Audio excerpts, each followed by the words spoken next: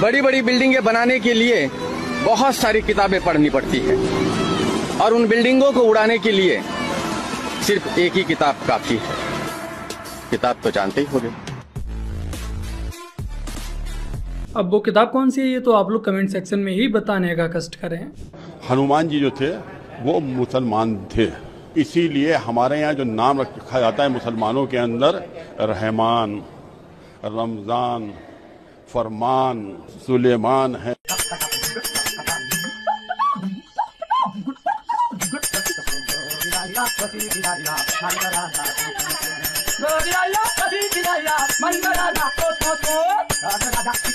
अगर इस लॉजिक के अकॉर्डिंग चलें तो हनुमान जी तो श्री राम जी के भक्त थे, तो बोलो जय श्री राम। मैं म्यूजिक में इंडियन गाने में गा सकता हूँ, लता की आवाज में गा सकता हूँ। गाएं लता की आवाज में।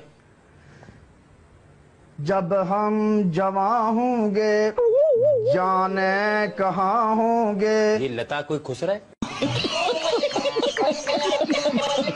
तो राम राम मेरे प्यारे भाई के हलचल मजामा, एक बार फिर से आप सबका स्वागत है अपने चैनल सैफरन पैट्रियट में। और मैं आपका भाई दुर्गेश लेकर आ चुका हूँ एक और नई वीडियो। और अभी अपने चैनल पर काफी दिनों से वीडियोस नहीं आई थी और लगभग 1 से 2 मंथ तक वीडियोस थोड़ा कम ही आ पाएंगी, बट उसके बाद से दोबारा वीडियोस कंटिन्यू आना स्टार्ट हो जाएंगी।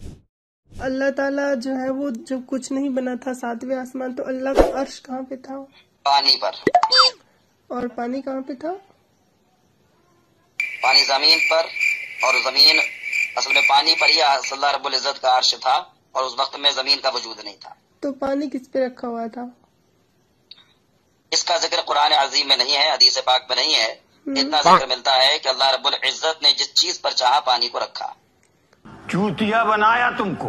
तो मतलब आपने कभी सोचा नहीं कि अल्लाह ताला ने पानी को किसने रखा होगा? मरना तेरे को डर नहीं लगता? कुरान अजीम की तालीम है हमें और कि इंसान को मजहब इस्लाम में रहकर उन बातों के बारे में सवाल करना चाहिए जो उसके काम की हैं। मतलब कि दीन के काम में अकल का दखल नहीं। जी हाँ। गजब टोपीबाज आदमी है भाई, दीन के काम में अकल का दखल नहीं। सर झुकाते हैं वो सिर्फ गॉड के सामने, गॉड के सामने, अल्लाह के सामने, माँ के सामने भी नहीं, माँ के सामने नहीं। तो माँ होती है सर, माँ अल्लाह से बड़ी थोड़ी सकती है। पता नहीं कितनी माएँ बनाई है दुनिया में, 7 अरब आदमी है, उनमें से कम 3.5 अरब तो माँ भी होंगी, तो उनको भी तो अल्लाह ने बनाया है। बोलते अगर माँ बाप को ही पूज लो, माँ बाप को खुश कर दो, फिर अल्लाह की जरूरत क्या? जन्नत है, जन्नत कमानी है।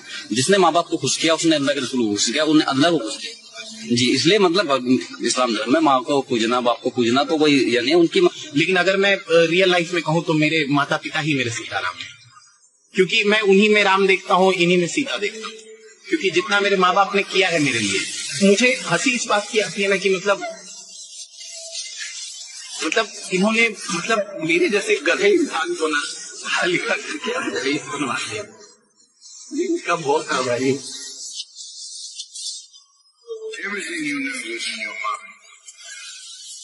यही फर्क है मजहब में और धर्म में, यही फर्क है गीता में और कुरान में। योगी सरकार के एक आदेश के बाद में आप देखिए मुजफ्फरनगर में ये दुकान है, दुकान का नाम है अनमोल ड्रिंक। लंबे समय से अनमोल ड्रिंक का नाम है, लेकिन आज जब आदेश हुआ तो इस पर प्रोप्राइटर का नाम है मोहम्मद कमर आलम। अब मैं आपको इधर दूसरी एक तस्वीर दिखाता हूँ जिसमें दुकान का नाम है, ऊपर देखिए नीलम स्वीट्स, लेकिन सरकार के आदेश के बाद में प्रोप्राइटर का नाम सामने आता है तो प्रोप्राइटर फजल अहमद आता है, लेकिन नाम देखिए हिंदू नाम है। और जब हमने पूछा कि इनके परिवार में कोई नीलम है तो उन्होंने कहा कोई नीलम नहीं है। आप इधर दुकान देखिए, सामने दुकान है अनमोल फ्रूट आइसक्रीम। आप देखिए नीचे प्रोप्राइटर का नाम जब सामने आया तो नीचे आप देखिए मोहम्मद जुबैर का नाम सामने आया। अब सवाल मैं आपको एक दुकान और मैं इधर दिखाना चाहूंगा जिसमें लिखा हुआ है क्वालिटी स्वीट्स, लेकिन ऊपर जब इसका नाम सामने आया तो प्रोप्राइटर जफर इकबाल का नाम सामने आया।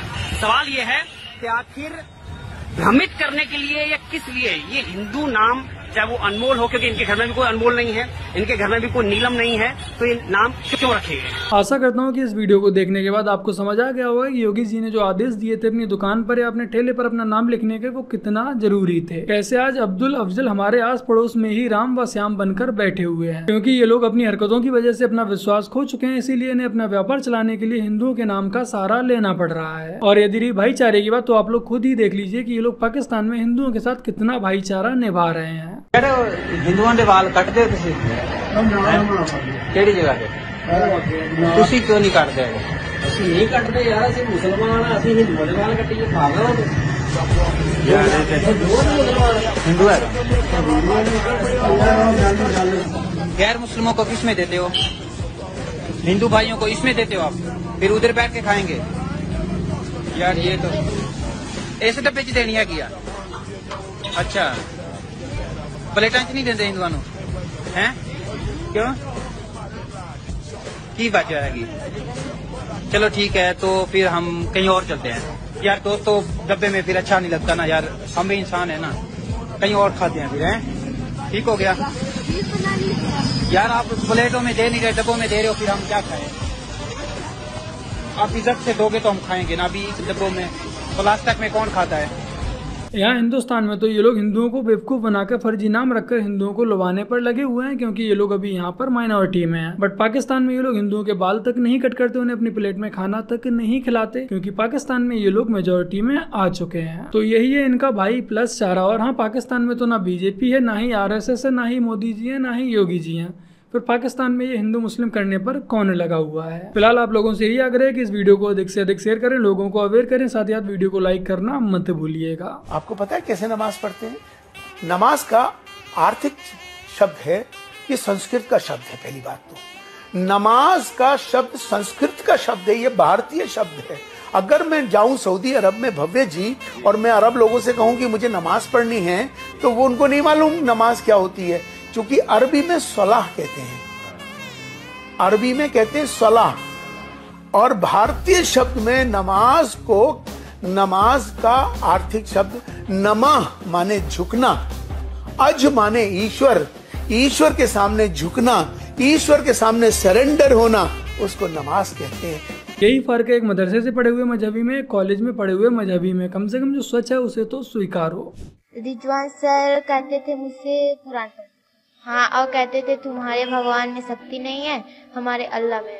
तो अच्छी शिक्षा के लिए भेजते हैं, ना कि हम धर्म परिवर्तन करने के लिए या ब्रांड वॉश कराने के लिए भेजते हैं।